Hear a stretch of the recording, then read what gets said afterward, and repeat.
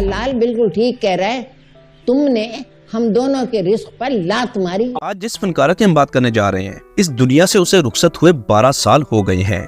ये चेहरा यकीनन आप जानते होंगे, लेकिन ये चेहरा कब, कैसे और क्यों नजरों से ओझल हुआ, इस वीडियो में आपको बताने की कोशिश करेंगे।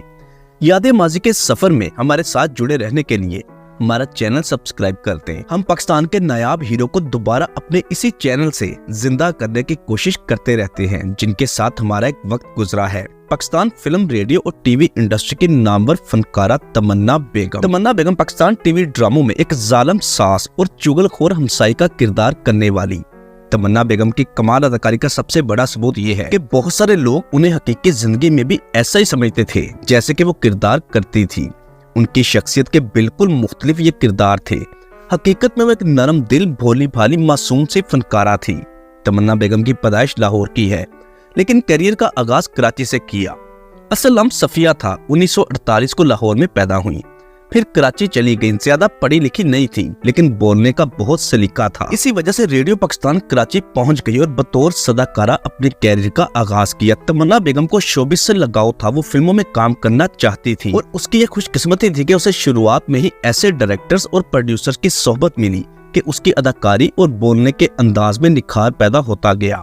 इसके बाद थिएटर का रुख किया, कुछ साल थिएटर में परफॉर्म किया। इसके बाद 70 की दहाई में पाकिस्तान फिल्म इंडस्ट्री का रुख किया। तमन्ना बेगम को शोहरत, पहचान और अरूज फिल्मों से मिला। पाकिस्तानी ग्रेट फिल्मी हीरो मोहम्मद अली और चॉकलेटी फिल्मी हीरो वहीद मुराद के साथ काम करने का मौका मिला। अपने हर किरदार के साथ इंसाफ किया, नन्ना मोटा और रंगीला के साथ बेहतरीन कॉमेडी खेल पेश किए और यहीं से कामयाबी के सफर का आगाज हुआ। बेशुमार फिल्मों में बतौर कॉमेडियन काम करती रही।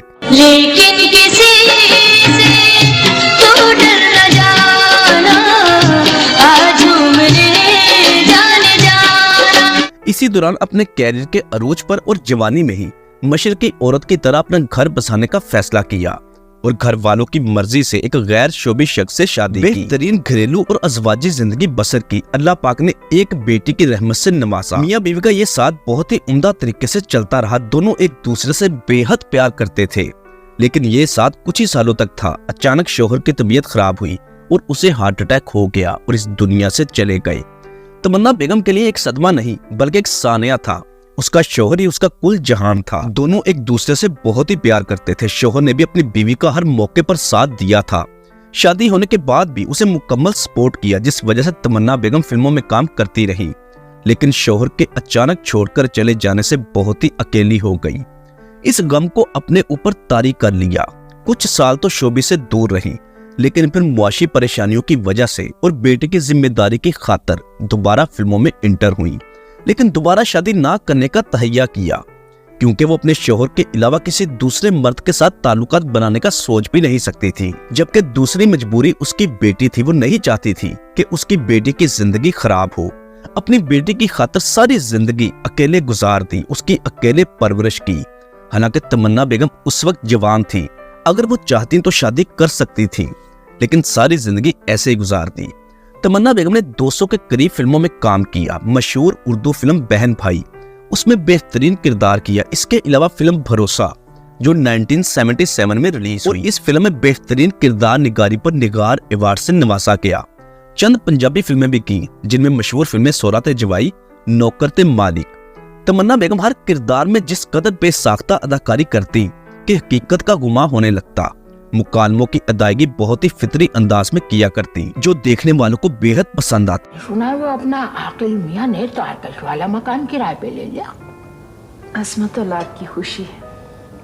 हाँ है, तो क्या वो अब बिल्कुल अलग रह गए। और जब पाकिस्तान फिल्म इंडस्ट्री पर जवाल आना शुरू हुआ, 90 की दहाई में पाकिस्तान टेलीविजन इंडस्ट्री में कदम रखा, यहाँ भी कामयाबी समेटी। तमन्ना बेगम पर्दा स्क्रीन पर तो बहुत ही चालाक और तेज दिखाई देती थी, लेकिन हकीकी जिंदगी में बिल्कुल ही मुख्तलिफ थी।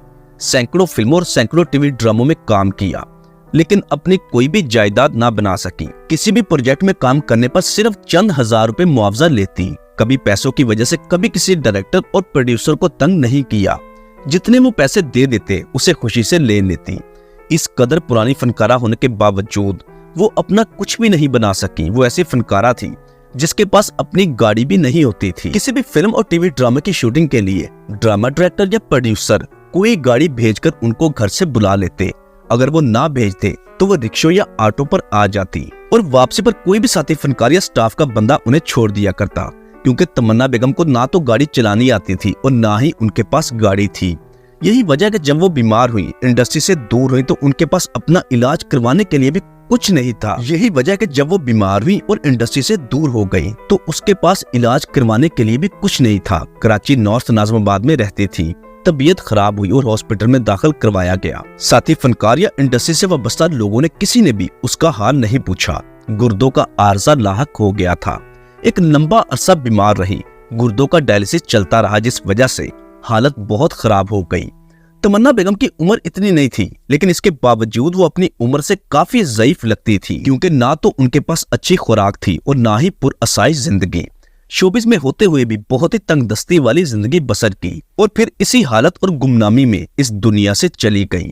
उनकी नमाज जनाजा में इंडस्ट्री से बहुत कम फनकारों ने शिरकत की, जो कि बहुत ही अफसोसनाक बात है, क्योंकि तमन्ना बेगम पाकिस्तान शोबिस इंडस्ट्री का बहुत ही पुराना और सीनियर चेहरा था, जिसका शुमार वर्सटाइल फनकारों में होता था। आज ही के दिन 20 फरवरी 2012 को पाकिस्तान टीवी फिल्म इंडस्ट्री का नामवर चेहरा हमसे हमेशा हमेशा के लिए बिछड़ गया। नॉर्थ नाज़िमाबाद मुकामी कब्रिस्तान में सुपुर्द-ए-खाक किया गया। आज उन्हें इस दुनिया से रुखसत हुए 12 साल हो गए हैं। अल्लाह पाक उनकी मग़फ़िरत फरमाए और तमाम सबीरा कबीरा गुनाह माफ फरमाए। तमन्ना बेगम की अदाकारी के मुत्तलिक अपने ख्यालात का इजहार नीचे कमेंट बॉक्स में लाजमी कीजिएगा और एक बार सूरह फातिहा और 3 बार सूरह अखलास पढ़कर मरहूमा की रूह को लाजमी इसाले सवाब कीजिएगा। अल्लाह पाक उन्हें करवट करवट जन्नत अता करे। दोस्तों, उम्मीद करते हैं आपको हमारी ये मालूमाती वीडियो अच्छी लगी होगी। चैनल पर अगर नए हैं तो प्लीज इसे सब्सक्राइब करते हैं और साथ दिए गए बेल ऑप्शन को भी प्रेस करते हैं। मिलते हैं दोबारा बहुत जल्द। अल्लाह हाफिज।